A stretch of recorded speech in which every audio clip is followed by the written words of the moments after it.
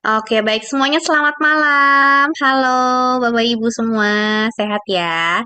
Perkenalkan saya Diana, saya produk spesialis dari Forever Health Indonesia. Nah, Bapak Ibu yang berada di wilayah Jakarta dan sekitarnya, malam ini kita sedang diguyur hujan nih ya.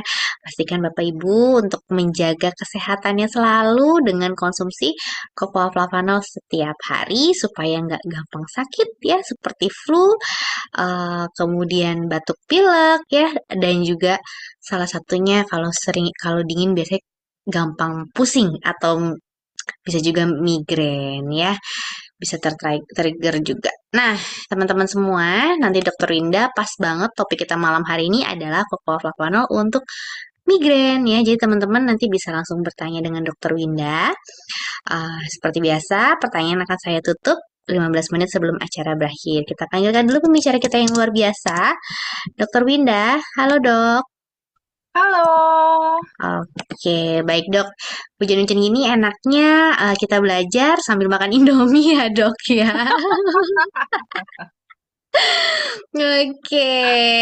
Nah, baik teman-teman semua, sambil mendengarkan Dokter Winda menjelaskan, teman-teman bisa langsung menyiapkan pertanyaannya dan segera bertanya di kolom chat. Untuk itu, saya persilakan Dokter Winda untuk menjelaskan materinya. Silakan, Dok.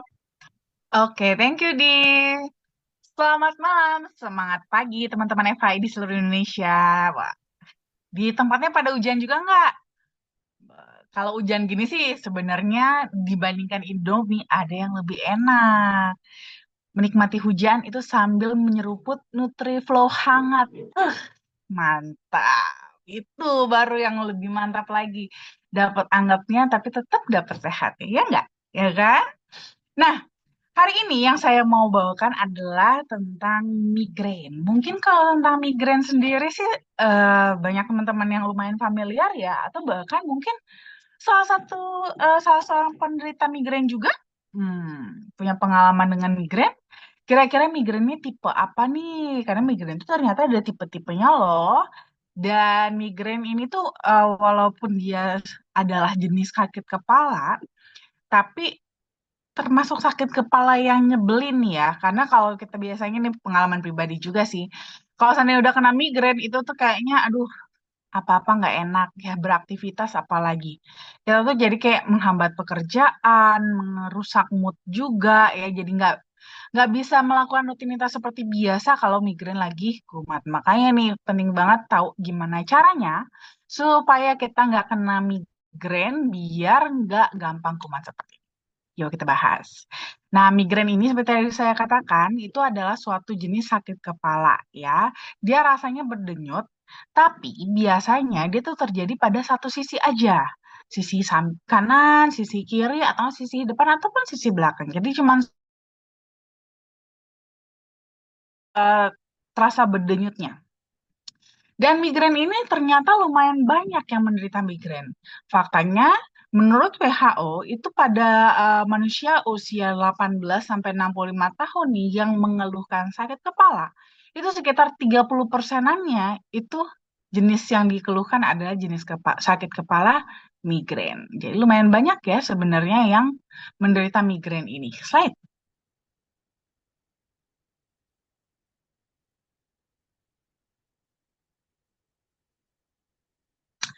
Nah, ini tadi yang saya bilang. Jadi migrain itu ternyata ada beberapa jenis ya.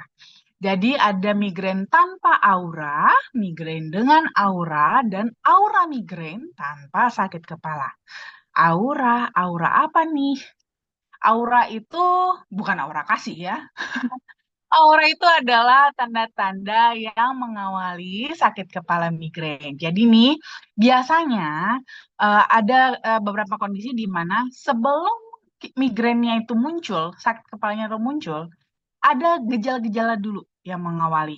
Nah, gejala-gejala ini bisa mulai dari biasa tuh ngeliat kepenglihatan tuh biasanya sudah mulai agak terganggu ya, seperti ada melihat kilatan-kilatan cahaya. Terus juga bisa juga mengalami kekakuan pada leher, badan rasanya kayak nggak enak, udah mulai ada kesemutan-kesemutan pada anggota tubuh. Nah, inilah tanda-tanda ini itu disebut dengan aura. Nah, ini jadi ada beberapa ya, ada yang punya aura ini, ada yang enggak. Jadi ada migrain yang tanpa aura. Jadi dia nggak ada tanda-tandanya dulu sebelumnya, langsung aja sakit kepala. Biasanya migrain yang tanpa aura ini itu tidak terlalu sering muncul, makanya biasanya seseorang itu didiagnosa sebagai migrain tanpa aura kalau dia itu sudah pernah ngerasain serangan migrainnya itu sebanyak 5 kali. Nah, 5 kali dia mengalami serangan migrain dan dia tidak mengalami tanda-tanda sebelum migrainnya tersebut, dia didiagnosa sebagai migrain tanpa aura. Nah, kalau yang mayoritas sebenarnya adalah di migrain dengan aura ini, ya. Jadi sebelum migrainnya muncul, itu ada muncul tanda-tandanya dulu.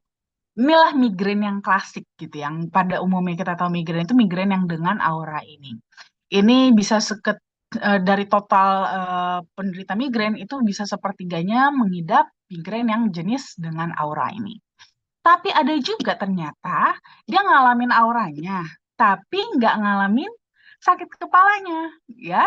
Jadi gejala-gejalanya aja muncul gitu ya, rasanya kayak penglihatan terganggu, ya, ada kilatan-kilatan cahaya, leher nggak enak, kaku, badan, tangan, kaki juga sudah mulai kesemutan, tapi nggak muncul-muncul migrainnya. Nah, ini masuk kategori aura migrain tanpa sakit kepala. Nah, kira-kira teman-teman dapat yang mana? Nah, migrain ini tadi itu dia ya, ada gejala-gejalanya. Dia mengalami beberapa fase ya. Ada gejala apa fase prodrom, fase aura, lalu muncul sakit kepala, postdrom. Lalu beberapa juga bahkan disertai dengan gejala penyerta. Gejala penyertanya ini bisa mual, muntah, atau ada yang bisa sampai pingsan ya, gitu. Bisa macam-macam. Nah, jadi memang ini pun ada fase mulai dari naik ya, mulai gejala-gejala aura tadi sampai muncul sakit kepalanya, baru nanti mulai mereda. Dan biasanya justru setelah mulai mereda inilah gejala-gejala penyertanya akan mulai muncul. Dan biasanya dari fase awal sampai fase akhir ini itu dialami bisa sampai beberapa hari atau bahkan sampai 1 minggu. Slide. Nah, untuk penyebab migrain sendiri sih sebenarnya itu belum jelas ya diketahui apa tepatnya yang menyebabkan migrain. Tapi memang migrain itu bisa dipicu karena adanya suatu perubahan ya, perubahan pada tubuh kita. Perubahan dari kestabilan di tubuh kita. Jadi kalau di apa namanya hemostasis ya atau kondisi normal tubuh kita itu tiba-tiba mengalami perubahan, ini tuh bisa men-trigger munculnya migrain. Seperti contohnya ada perubahan hormon.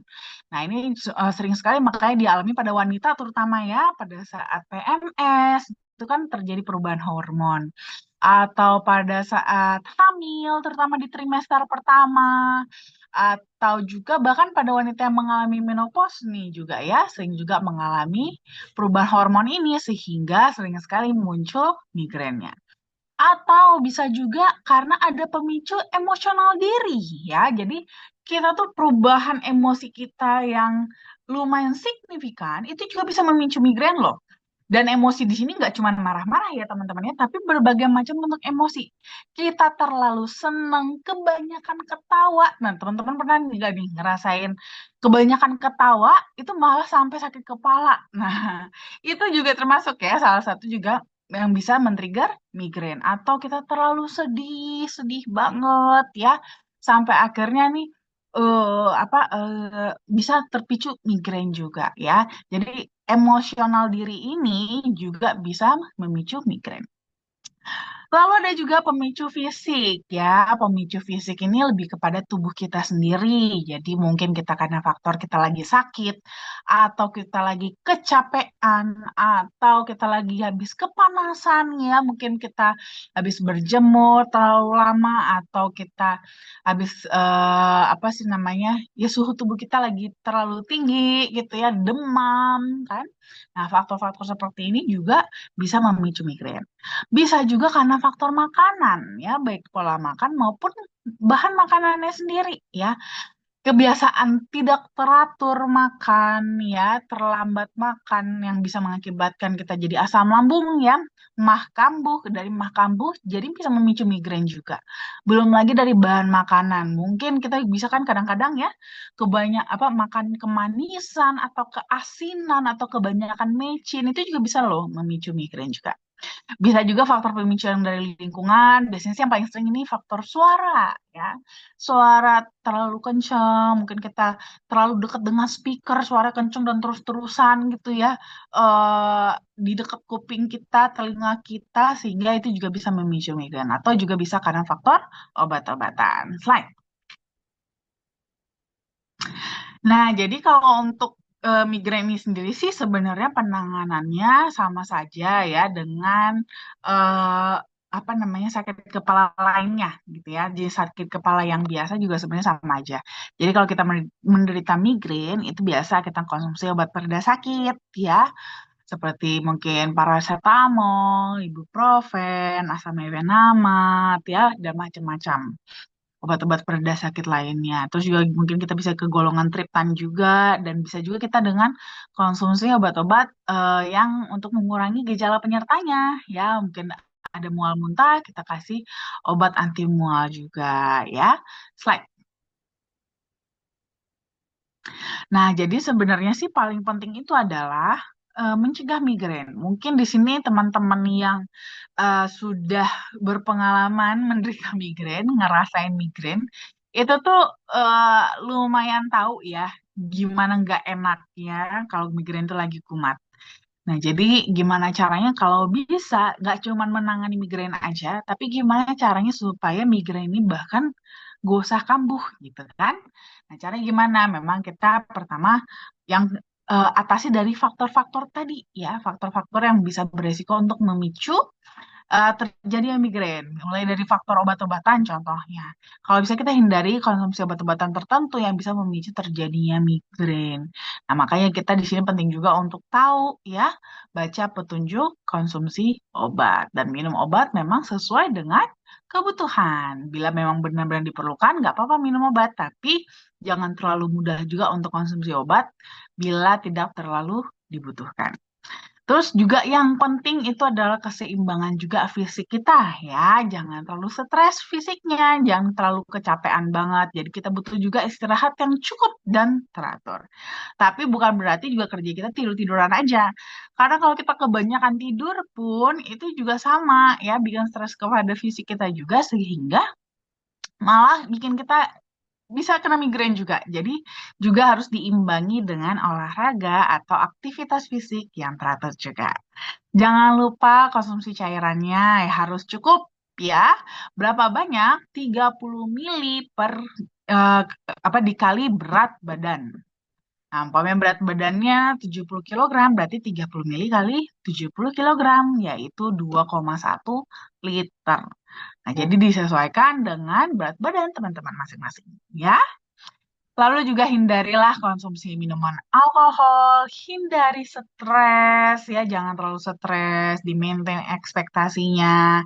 Coba belajar lebih banyak bersyukur ya, biar kita nggak terlalu stres banget. Dan juga jangan lupa konsumsi antioksidan untuk membantu menjaga keseimbangan di tubuh kita. Karena kalau tubuh kita seimbang, itu juga bisa membantu untuk mencegah pemicu dari migrain. Slide. Nah, memperkenalkan nih produk kesayangan kita itu Coco Papanol. Ada varian original, DTM liquid, dan juga NutriFlow. Slide. Kalau kita ngomongin soal flavanol, kita akan ngomongin soal kepalanya itu flavonoid dan juga kepalanya lagi yaitu polifenol, di mana polifenol ini memang terkenal sekali akan manfaatnya sebagai antioksidan yang kuat. Tapi nggak cuma itu aja. Flavanol sendiri itu juga punya kelebihannya sendiri ya, karena kandungan flavanol yang tinggi terutama pada kokoa ternyata juga terbukti secara klinis bermanfaat untuk fungsi kardiovaskular juga. Di dalam waktu yang relatif pendek, dia memberikan efek dilatasi ataupun pelebaran pada pembuluh darah, di mana ini akan memberikan kontribusi untuk aliran darah kita yang bisa lebih lancar. Cuman memang ini nggak gampang untuk mendapatkan kadar flavanol yang cukup untuk memberikan efek tersebut. Karena biasanya proses pengolahan biji kakao itu sendiri itu cenderung cenderung bisa menghancurkan kadar flavanol pada bubuk kokoa hasil pengolahannya. Makanya nih dibutuhkan pengolahan khusus, metode khusus supaya bisa mempertahankan kadar flavanolnya tetap tinggi. Slide.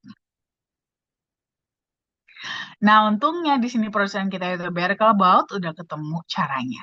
Metode yang telah mereka temukan ini dalam pengolahan biji kakao itu telah terbukti dapat mempertahankan hingga 80% kadar awal dari flavanolnya. Dan bahkan bubuk kokoa dengan hasil pengolahan dengan metode yang telah mereka patenkan ini itu sudah diberi brand Acticoa. Dan Acticoa inilah yang menjadi bahan baku semua lini produk Cocoa Flavano FHI. Slide.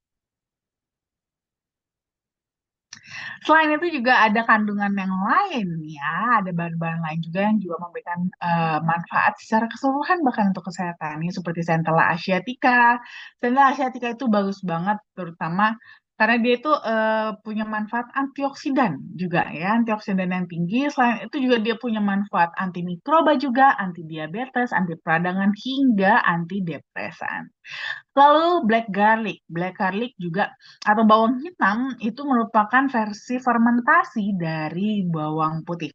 Kita tahu manfaat bawang putih itu bagus sekali untuk kesehatan ya, apalagi buat darah, untuk kolesterol, tekanan darah itu dia bagus sekali.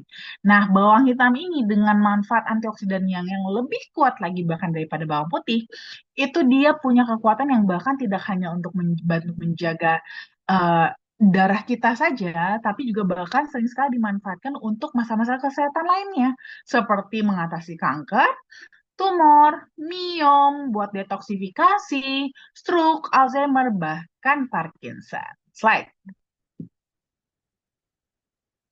Lalu ada vitamin B7. Nah, vitamin B7 atau biotin ini memang terkenal sekali manfaatnya untuk kesehatan rambut ya, terutama untuk mencegah kerontokan,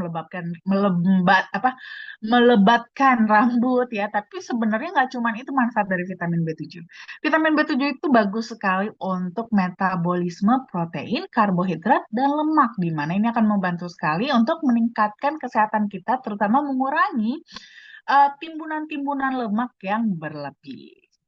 Lalu juga ada vitamin C. Vitamin C ini kita tentu tahu banget ya. Vitamin C itu kan terkenal kan manfaatnya untuk meningkatkan daya tahan tubuh.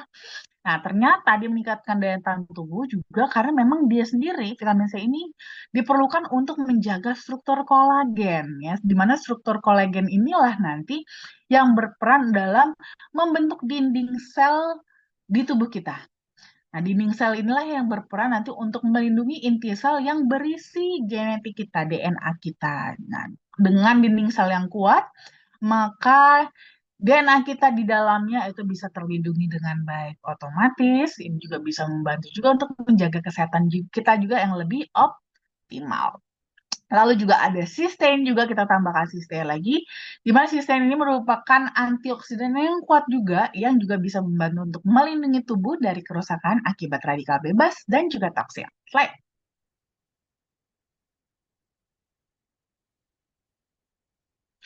Kalau soal studi klinis sih sebenarnya lumayan banyak ya. Teman-teman bahkan bisa searching sendiri akan manfaat koko untuk kesehatan kita.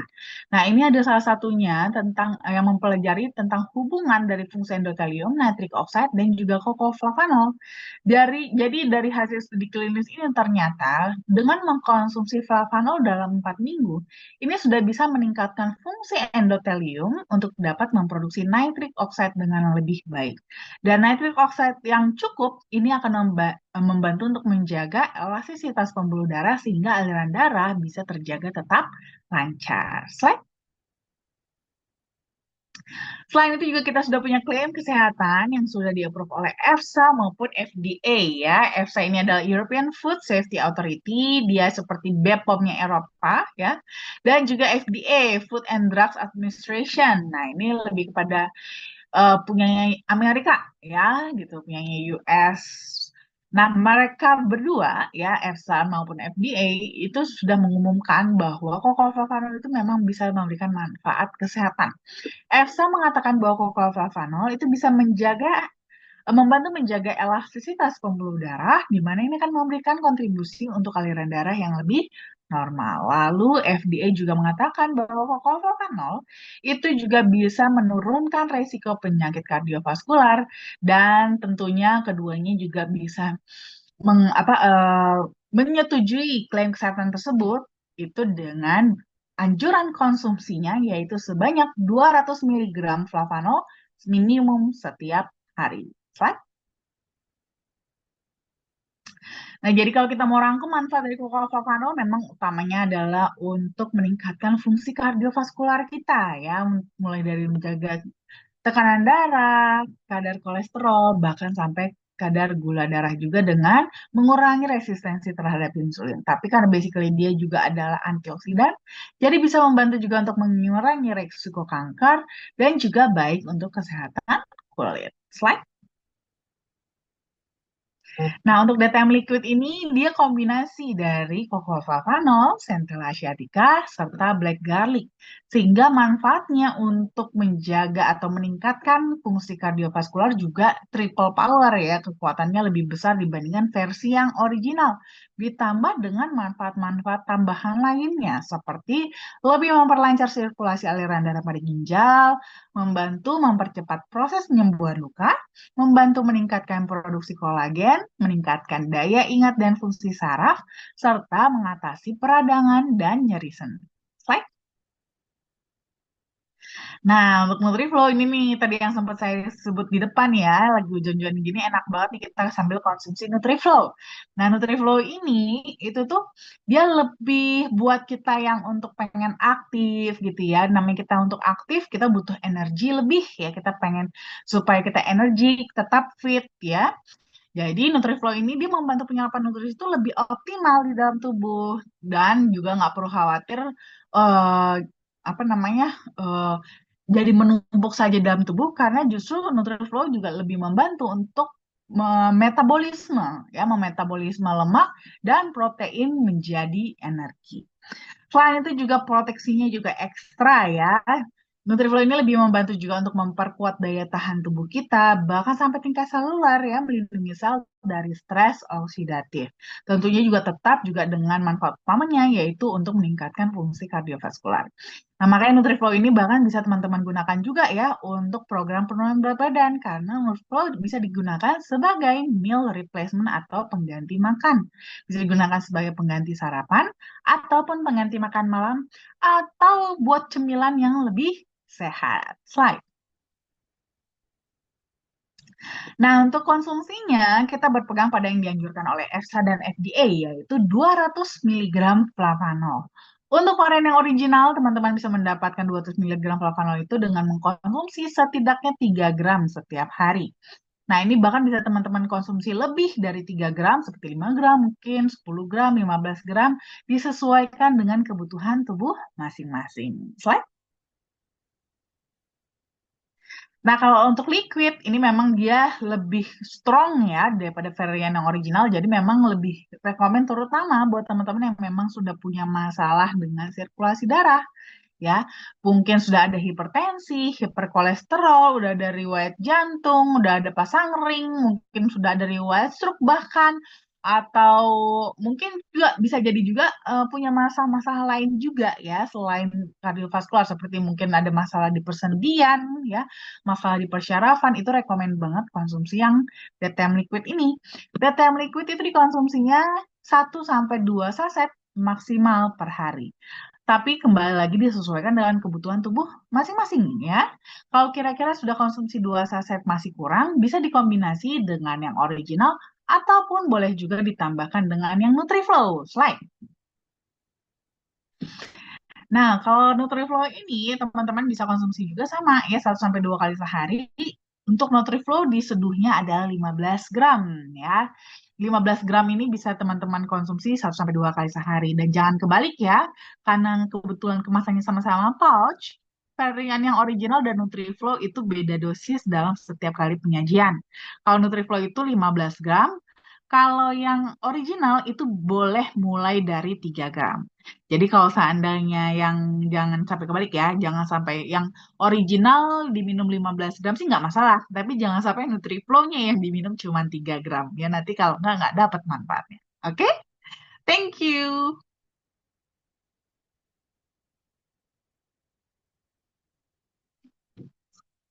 Oke, baik. Terima kasih banyak Dokter Winda. Luar biasa sekali teman-teman penjelasannya ya. Nah, ini di sini sudah saya lihat ada pertanyaan ya. Beberapa pertanyaan. Cuman sepertinya kita sebelum ke sesi tanya jawab, boleh ya dok saya menjelaskan dulu mengenai sosial media dan juga konsultasi kesehatan Dokter Winda.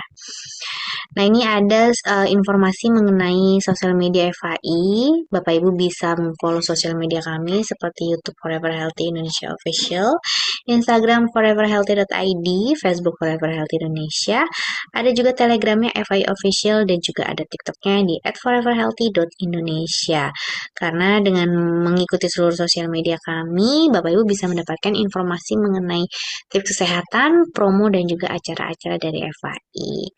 Atau bagi teman-teman juga yang ingin melakukan konsultasi kesehatan, bisa langsung cek di nomor Dokter Winda di nomor 0878 1706 6067. Baik, baik, itu dia Dokter Winda untuk eh, penjelasannya. Sekarang kita ke sesi tanya jawab. Ada dari Bapak Erwin Kahar. Malam dok, mau tanya kenapa DTM liquid tidak dianjurkan untuk ibu hamil dan menyusui? Oke, nah jadi di sini kenapa tidak dianjurkan? Itu bukan karena ibaratnya gini ya, bukan karena dia berbahaya. Jadi kan untuk DT-amplified ini itu kandungannya tidak hanya ada cocoa flavanol aja ya, tapi ada Centella asiatica dan juga black garlic. Nah, untuk Centella asiatica, terutama sih Centella asiatica, itu dia belum ada eh, saya rasa sih keduanya ya, Centella asiatica dan juga black garlic, itu belum ada penelitiannya, jurnal penelitiannya yang menyatakan kalau dia aman gitu. Kalau dia aman untuk dikonsumsi oleh ibu hamil dan menyusui. Jadi itu kenapa kita tidak anjurkan. Kita kan nggak mau juga ya. Nanti malah kita jadi bahan percobaan kan kita nggak mau, ya kan? Nah, jadi sebelum ada jurnal yang menyatakan kalau itu aman untuk dikonsumsi untuk ibu hamil dan menyusui, jadi kita tetap secara official juga tidak menganjurkan untuk DTM liquid dikonsumsi oleh ibu hamil dan menyusui gitu. Memang sih tidak ada pernyataan yang mengatakan itu berbahaya ya, tidak dikatakan berbahaya juga tidak, tapi juga tidak ada yang menyatakan kalau itu dikatakan aman. Jadi kita ambil amannya aja itu tidak dianjurkan. Gitu ya. Baik, terima kasih banyak Dokter Winda. Selanjutnya dari Ibu Lina. Malam dok, penyakit ginjal sudah cuci darah 2 kali. Seminggu obatnya apa ya? Maksudnya apa cukup minumnya DTM liquid aja? Dan ada juga saya dapat pasien tadi sudah operasi tumor di tubuhnya muncul semacam bisul di payudara dan di perut dan juga di punggung. Oke, nah mungkin untuk yang satu dulu ya, yang untuk ginjal.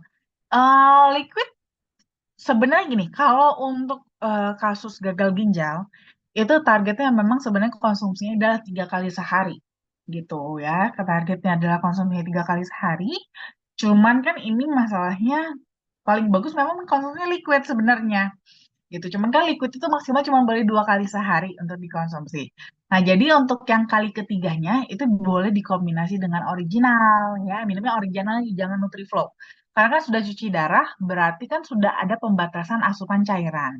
Nah, jadi mungkin konsumsinya yang original aja. Kalau original kan airnya nggak butuh banyak-banyak, sedikit juga oke, nggak apa-apa. 20-30 mili itu dicampur untuk melarutkan 5 gram atau sekitar 1 sendok teh original itu cukup banget kok ya. Jangan yang apa kalau Nutriflow kan airnya butuh agak lebih banyak ya, jadi malah nanti sayang apa jatah asupan cairannya jadi habis buat minum Nutriflow. Jadi minumnya yang ori aja gitu untuk tambahan yang untuk kali ketiganya gitu. Nah, nanti untuk takaran dari eh, originalnya itu mulai dari 5 gram aja.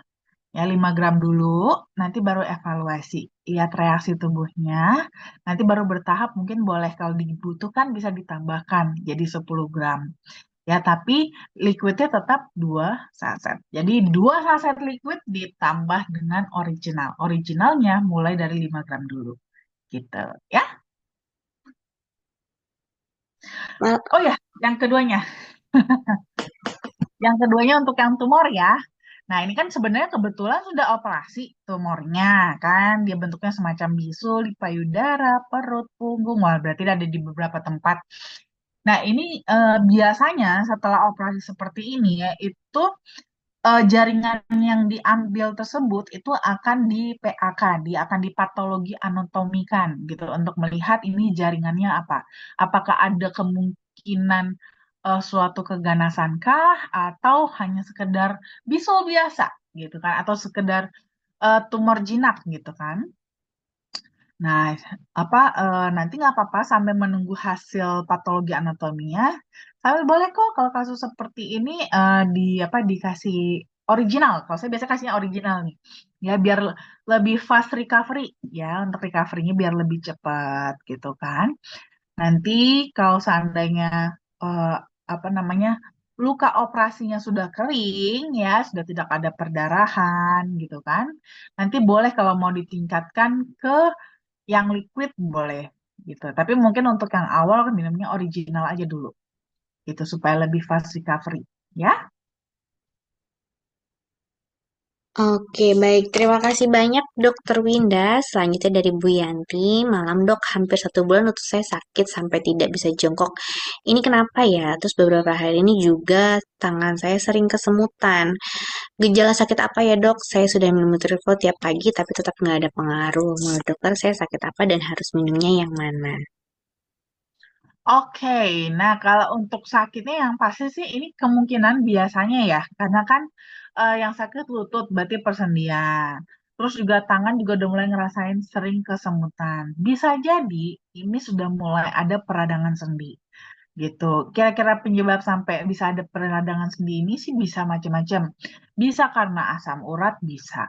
Bisa juga karena faktor apa namanya? eh berat badan pun bisa ya tergantung nih karena saya ini harus dianalisa lebih jauh ya nanti tapi nggak apa-apa sambilan sebenarnya sih kalau bisa boleh juga nih Ibu Yanti sambilan juga tes ya tes darah untuk cek lab ada nggak kemungkinannya asam urat gitu jangan-jangan memang kebetulan lagi asam urat asam uratnya lagi kumat kenapa bisa kumat asam uratnya mungkin biasanya dari makanan faktornya mungkin lagi banyak makan kacang-kacangan, sayur yang daun hijau gelap, ya kan? Itu kan bisa menimbulkan resiko ya asam urat. Apalagi mungkin kalau seandainya minum air putihnya juga kurang dari kebutuhannya, ya kan? Itu makin resiko untuk asam uratnya itu mengendap ya di persendian sehingga membuat persendiannya meradang. Nah, kalau kasus seperti ini, itu mungkin bisa jadi dosis ibu harus dinaikkan ya. Mungkin Ibu udah minum Nutriflo nih tiap pagi, tapi mungkin bisa jadi masih kurang kebutuhannya, ya, masih kurang kebutuhannya. Boleh nih kalau kasus seperti ini Ibu tambahin dengan liquid.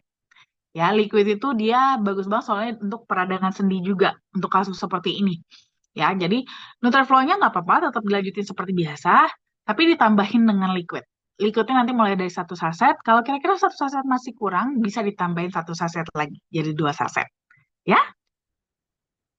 Oke, baik. Terima kasih banyak, Dokter Winda. Selanjutnya dari Pak Tatok nih, Dok, di Banjarmasin. Sudah 4 bulan minum Flavanol, pagi minum DTN, sedangkan siang minum Ori dan eh Nutriflo, tapi tensi aja tidak turun.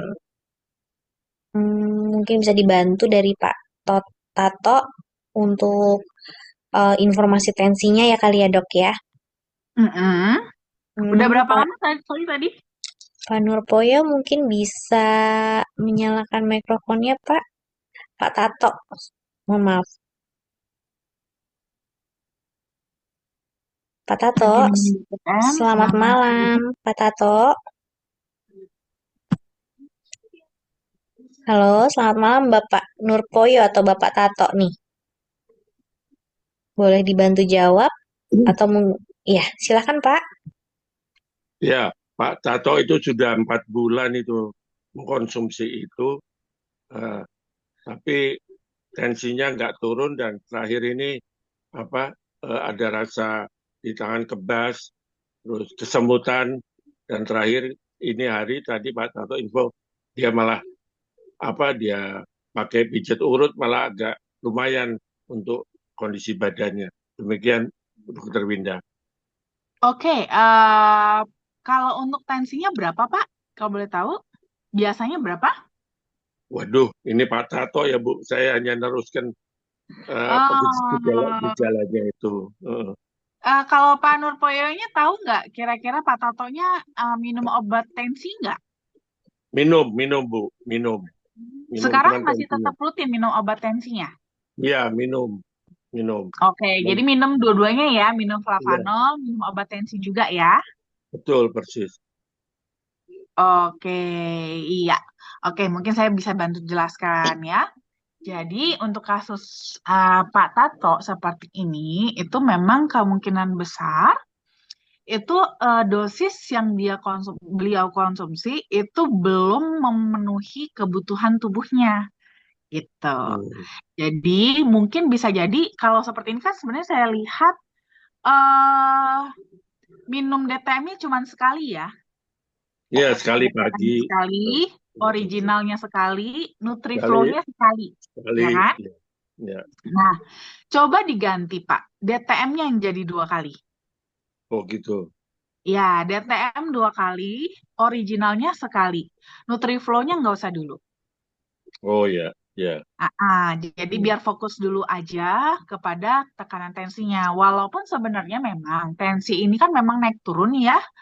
Dia itu ya, fluktuatif gitu, nggak apalagi kan flavanol ini kan bukan yang kita minum langsung nurunin tekanan darah karena dia memang bukan obat tensi, beda dengan obat tensi hmm, ya. Jadi kita hanya bisa melihat rata-rata gitu, rata-rata tekanan darahnya bagaimana. Nah, tapi nggak apa-apa, kita tetap usahakan terus. Cuman mungkin nih saya lihat sepertinya memang dosisnya belum mengcover kebutuhannya Pak Tato. ya, Jadi mungkin nanti diganti dulu aja ya. DTM-nya ya, jadi dua kali, pagi sama malam minum DTM, siangnya ya. minum ori. Orinya nanti, sekarang orinya minumnya berapa banyak Pak?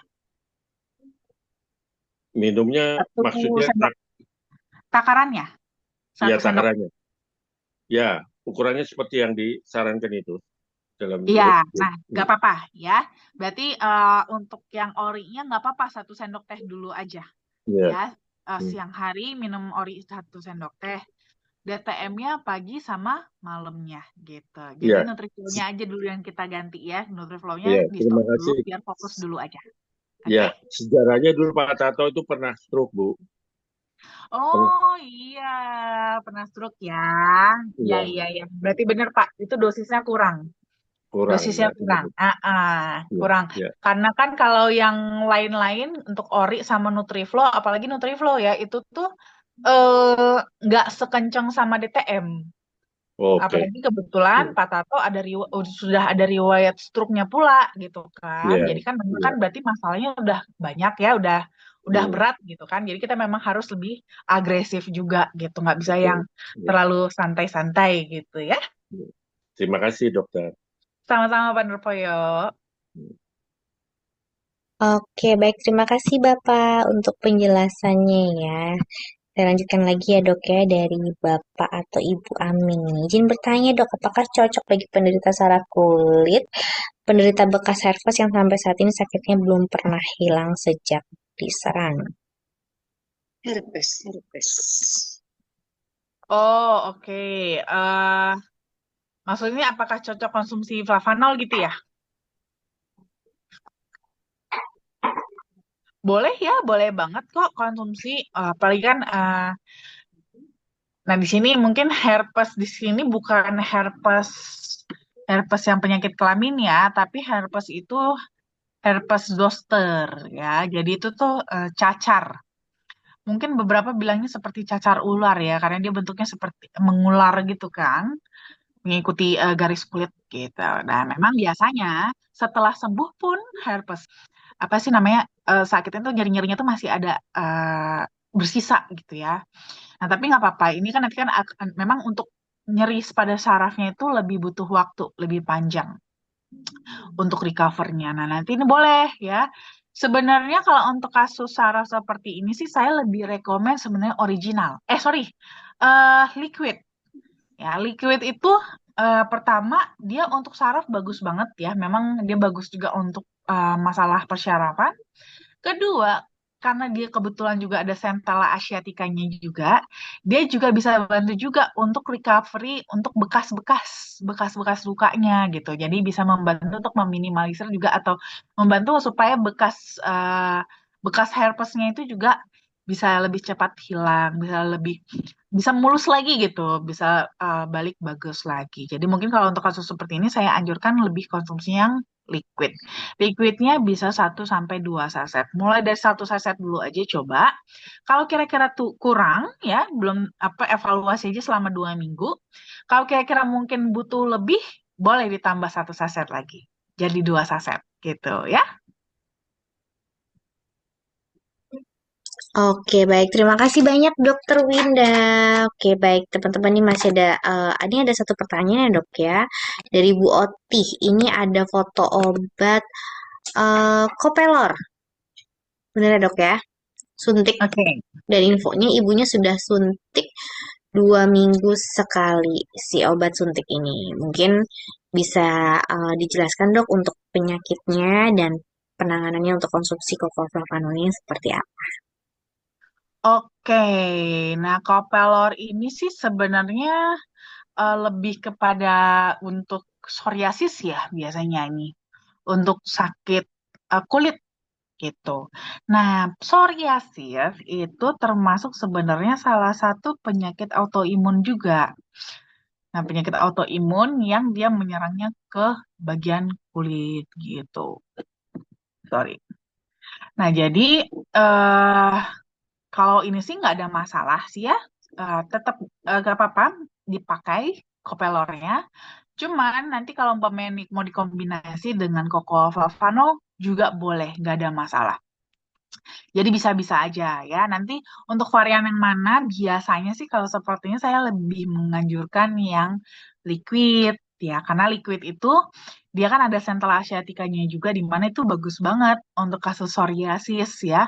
Dia anti-inflamasinya juga ekstra, anti peradangannya juga ekstra, antioksidannya juga lebih tinggi ya karena ada kombinasi di situ nggak hanya cocoflavanol aja tapi juga ada antioksidan dari Centella asiatica dan juga black garlicnya yang di mana ini bisa membantu untuk menekan aktivitas dari sistem imunnya supaya tidak terlalu agresif gitu ya terutama sampai menyerang kulit dan apalagi kan karena dia ada Centella asiatica itu juga tambahan ekstra juga untuk membantu juga apa sih namanya memperbaiki memperbaiki area-area kulit yang rusak. Nanti, boleh juga sih dikombinasi juga dengan original. Original di sini nanti bisa dipakai juga untuk dioleskan di area psoriasisnya.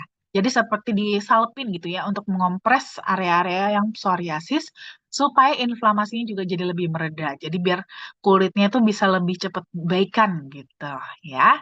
Tapi untuk kopelornya tetap dipakai seperti biasa gitu ya. Oke, baik. Terima kasih banyak, Dokter Winda. Baik, Dok, di sini chatnya sudah habis. Boleh saya buka untuk sesi tanya jawab dengan menyalakan mikrofon. Silakan teman-teman, karena untuk sesi tanya jawab di chat sudah saya tutup. Bisa langsung menyalakan mikrofonnya. Kita buka mungkin 2 orang penanya ya, Dok ya. Silakan teman-teman. Selamat Saya mau malam. bertanya. Silakan Malam. Bu Rosiana. Selamat malam, dokter. Malam. Malam. Yang saya mau tanyakan, orang yang sudah disuntik di lutut dan ini tidak berakhir-berakhir, artinya tidak kalau lagi habis suntikannya itu sakit lagi. mana yang bisa cocok dikonsumsi ini? Makasih, Dok. Iya, siap. Nah, jadi begini, Bu. Jadi, suntikan yang pada lutut itu adalah menyuntikkan cairan, gitu ya, cairan sendi. Karena seharusnya tuh lututnya itu bisa memproduksi cairannya sendiri, gitu. Ya, bisa memproduksi cairannya sendiri. Tapi karena lututnya, area lututnya itu tidak bisa memproduksi cairannya sendiri, sehingga harus disuntikan dari luar, menambahkan. Nah, tapi cairan sendi yang disuntikan ini pun itu tuh lama-lama tuh bisa keserap balik gitu, bisa diserap lagi sama tubuh. Yang dimana akhirnya jadi habis lagi, makanya harus suntik lagi. Nanti diserap lagi sama tubuh, habis suntik lagi. Itu terus yang terjadi. Karena sebenarnya seharusnya lututnya sendiri itu yang bisa memproduksi cairannya gitu kan. Kalau dia bisa memproduksi cairannya, walaupun terserap kan bisa terisi lagi gitu kan. Itu yang selama ini apa pada lutut itu terjadi gitu kan. Makanya kita lutut kita kalau kita berjalan itu nyaman-nyaman aja. Tapi karena tadi ya seiring bertambahnya usia, mungkin karena faktor berat badan, apalagi pada wanita. Ya, wanita itu sering apalagi kalau melahirkan hamil ya, hamil dan melahirkan itu juga kan mengalami masa overweight ya, mengalami overweight. Dan apalagi kalau mamanya hamil dan melahirkannya berkali-kali ya, anaknya banyak contohnya. Berarti kan semakin banyak juga, semakin sering juga mengalami kondisi overweight dan ini sangat membebani sekali ke lutut, ke sendi lutut. Nah, inilah yang bisa membuat sel yang berperan dalam memproduksi cairan sendi tadi itu tuh jadi rusak. Itu kan karena selnya rusak sehingga produksi cairan sendinya juga jadi semakin berkurang. Cairan sendi yang sudah ada di situ semakin lama semakin diserap oleh tubuh, akhirnya lama-lama habis. Karena yang diserap tidak direfill. Makanya ditambahkan dari luar. Cuman yang disuntikin dari luar itu tidak membuat si sel yang berperan untuk memproduksi cairan sendinya itu jadi sembuh gitu, jadi membaik. Enggak. Untuk si sel tersebut jadi membaik, itu benar-benar harus dari regenerasi sel tubuh kita sendiri. Gitu ya. Jadi harus tubuh kita sendirilah yang beregenerasi membentuk sel-sel baru tersebut supaya ada yang berperan untuk memproduksi cairan sendi. Nah, untuk kasus seperti ini biasanya sih saya lebih rekomen konsumsinya yang liquid. Karena liquid itu bagus untuk peradangan sendi. Dan memang karena dia ada juga kandungan flavanolnya kan, basically ada kandungan flavanolnya.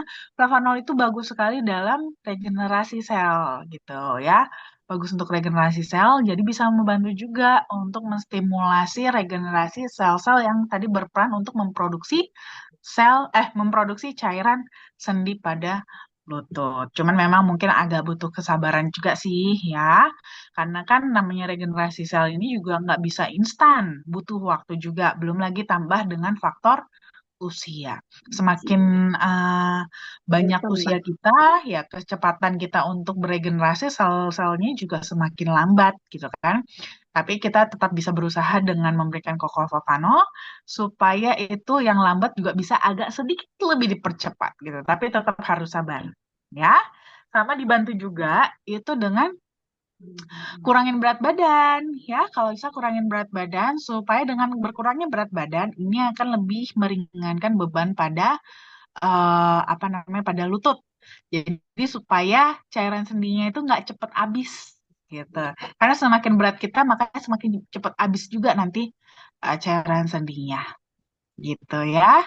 Nanti untuk konsumsinya itu boleh 1 sampai 2 saset per hari. Kalau umpamanya sudah 2 saset konsumsinya tapi kayaknya masih kurang, kayaknya belum terlalu berasa banget dia manfaat rasanya gitu ya, efeknya ke persendiannya, boleh ditambahkan lagi dengan yang original mulai dari 5 gram gitu ya.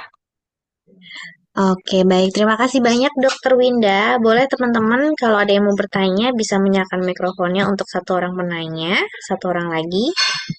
Masih bisa, Kak? Ada Masih bisa. pertanyaan? Makasih, Dok. Saya Yang saya mau Dok. tanyakan lagi, Boleh saya saya Ya. Dok. Ya, Terus silakan. kalau Tadi sebelumnya Bu Rosiana sudah bertanya ya. Tapi ada masih saya minta lagi satu. Iya, kita berikan kesempatan yang Saya lain dulu ya juga, Dok. oleh Pak Amin. Silahkan Pak Amin. Izin, Dok. Makasih banyak. Assalamualaikum warahmatullahi wabarakatuh. Terima kasih atas kesempatan yang diberikan. Izin bertanya, Dok.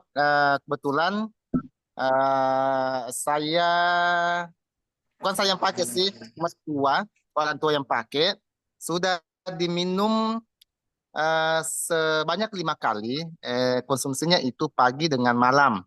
Yang sesuai dengan pertanyaan saya tadi, kena penyakit herpes, bekas herpes, Dok, di pahanya. Tapi herpesnya itu kalau tidak salah sudah berlangsung 5 tahun yang lalu. Nah, oke. tapi sakitnya tidak berhenti sampai saat ini dia rasakan. Nah, kan saya lihat di situ anunya ada apa namanya, perbaikan fungsi saraf kan, manfaatnya. Nah, yang di Ya. sini saya mau tanyakan, apakah tekniknya itu hanya sekedar diminum saja atau ada obatnya memang yang bisa dioles? Oke, nah sebenarnya gini, Nah, karena kan kemudian Dok, kejadiannya, oh ya, oke. kemudian Dok, sudah diminum 5 kali, dia muntah-muntah. Minumnya DTM ya? Iya, iya, iya. Oke, Liquid. Ya. oke. Minumnya pas kapan, Pak? Dia minum itu malam habis makan, pagi juga eh, habis makan. Oke, Habis makan juga, dia habis minum. Setelah itu dia muntah-muntah. Makanya itu saya mau tanyakan, bagaimana, apakah karena efek itu atau bagaimana? Dan kemudian itu fungsinya, apakah betul-betul bisa mengobati herpes itu yang saya maksud tadi? oke. Berarti ini muntah-muntahnya pas yang kebetulan yang terakhir kali konsumsi ini aja Ya, ya? Yang betul, pas betul, betul. kemarin-kemarin konsumsi Ya, sih nggak ada betul, betul. masalah ya? Nggak ada masalah. Oke. Iya. Nah, kalau di itu sih kemungkinan sih efek dari flavanolnya sih enggak. Kebetulan aja kemungkinan. Kebetulan memang perutnya mungkin sudah mulai nggak enak. Jadi Ya, kebetulan pas setelah dia konsumsi flavanol jadi muntah gitu. Kan kadang-kadang ya. memang awalnya sudah nggak enak duluan ya. Akhirnya pas begitu minum flavanol kebetulan aja jadi memang pengen muntah. Jadi ibarat kata minum ataupun enggak dia akan muntah juga memang seperti itu. Hmm. Nah, kalau kayak gini sih sebenarnya nggak apa-apa, terusin lanjutin aja. Hmm. Memang ini butuh waktu sih, Pak, karena kan bukan instan ya.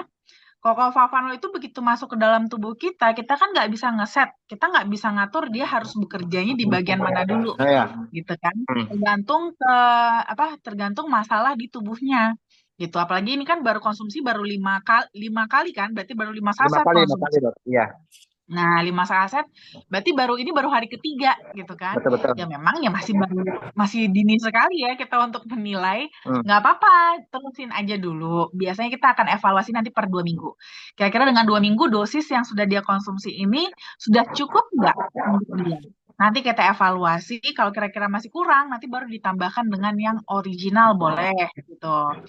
Nah, cuma nanti kalau seperti ini sih sebenarnya untuk yang dioles-oles sih udah nggak ada ya Pak, karena sebenarnya kan ini kejadiannya sudah 5 tahun yang lalu Iya. gitu. Dimana untuk superficialnya yang di permukaannya kulitnya itu udah beres masalahnya, ibaratnya gitu. Ya. Di sini murni dia masalahnya adalah udah tinggal di syarafnya aja, yang di bagian dalam gitu. Ya. Dimana itu udah kita kerjainnya dari dalam aja, nggak perlu dari luar lagi. Jadi kita tinggal fokus dari dalam saja. Liquidnya tetap dilanjutin aja dulu 2 kali sehari ya, selama 2 minggu, nanti evaluasi lagi. Selama 2 minggu kira-kira apa yang sudah dirasakan. Kalau kira-kira kayaknya masih belum terlalu berasa, baru kita tambahkan dengan original 5 gram gitu ya. Aman itu. Oh, gitu. Oke, oke. Thank you, Dok, informasinya. Iya. Sama-sama. Oke, thank you Bapak. Makasih banyak juga Dokter Indah untuk jawabannya. Oke, baik teman-teman. Ini juga sudah tak terasa sudah jam 9 malam. Artinya diskusi kita sudah selesai ya Dok ya. Mungkin sebelum saya akhiri, sambil hujan-hujan gini ada yang disampaikan Dok? Oke. Mungkin kalau soal masalah kesehatan sih udah pada tahu lah ya. Saya selalu ngomonginnya kita investasi paling berharga adalah dengan kesehatan. Kalau kita sehat, apapun bisa kita lakukan dan itu nggak hanya untuk kita, tapi juga untuk orang-orang yang kita kasih. Tapi karena berhubung ini adalah pertemuan kita terakhir di tahun 2024 ini, saya mau ngucapin mungkin bagi teman-teman yang merayakan selamat hari Natal dan untuk kita semua juga selamat tahun baru, selamat menjelang tahun baru. Semoga nanti di akhir tahun ini dan menuju dengan tahun yang baru itu kita jadi pribadi yang semakin baik lagi dengan rezeki yang semakin baik lagi, kesehatan yang semakin baik lagi dan kita juga akan semakin solid. Sehat semuanya. Happy New Year. Oke, baik. Terima kasih banyak Dokter Winda untuk tipsnya ya. Baik teman-teman, saya rasa itu dulu ya. Kita ketemu lagi nanti di Januari ya dok ya. Berarti di tanggal 7 dan juga 9, 7 secara offline-nya dan juga 9 secara online-nya. Seminar Kesehatan Dokter Winda. Jadi untuk minggu depan dan awal tahun kita tidak ada acara ya dok ya, betul? Oke, baik kalau begitu teman-teman semua pastikan selalu menjaga kesehatan dan selalu konsumsi Cocoa Flavanol setiap hari. Kalau begitu saya akhiri untuk acara seminar kesehatan malam hari ini. Saya Diana, saya undur diri. Terima kasih dan selamat malam. Selamat tahun baru. Sampai jumpa di 2025. Terima kasih. Terima kasih Dokter Winda. Terima kasih. Sama-sama. Terima kasih Dokter Terima Winda. kasih. Terima kasih dokter. Terima kasih Dokter Sama-sama. Winda. Terima Selamat kasih. malam Dokter Ibu Winda. Diana. Selamat malam, Dokter Winda. Minta maaf saya terlambat masuk. Baru pulang prospek ini dari Wadolfino. Semangat terus. Tidak ada jatuhnya Terima di kasih jalan. Bu.